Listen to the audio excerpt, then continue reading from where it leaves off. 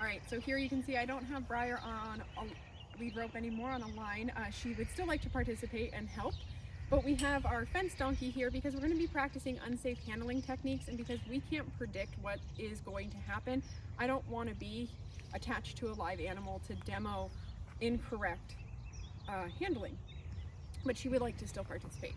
So we talked about don't wrap the lead rope around your hand. So you'll see it a lot with dog walkers. They take that leash and they coil it around your hand, and even with dogs we tell you not to, because when you pull that, best case scenario you're just getting a rope burn. Likely scenario, you're not going to have your hand or the flesh on top of it. The other thing we don't do that can lead to that, even if you're not wrapping it really tight around your hand, we don't want to sit there and do this and make it into some type of little lasso or rope, because while this might look folded from far away, again, if your animal pulls, well, that just wrapped around my thumb, and I would like to keep that. I'm sure you would as well. So we don't want to do that. The other thing we don't want to do, and you'll see some people opt to do this, is we don't want to take our rope and we don't want to wrap into our donkey. We don't want to do this because if our donkey is pulling us, well, this is all on very delicate bones, but additionally, this is unsafe for me.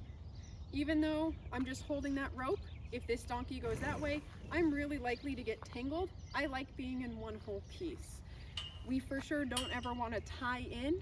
I cannot get this untied fast enough to save myself if something happens. And again, your donkey can be the best trained donkey in the world.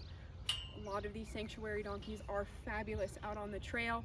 It's not always them, it's what's around them has an impact on us as well.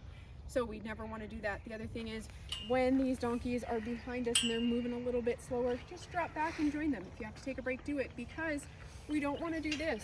We don't want the rope on our shoulder. We're not leaning in to pull them.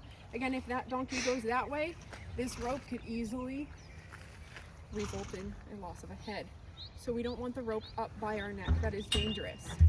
We also don't want to do this and pull into the donkey. Again, we don't want this rope wrapped around our waist. Always are going to be folding the rope and holding with two hands.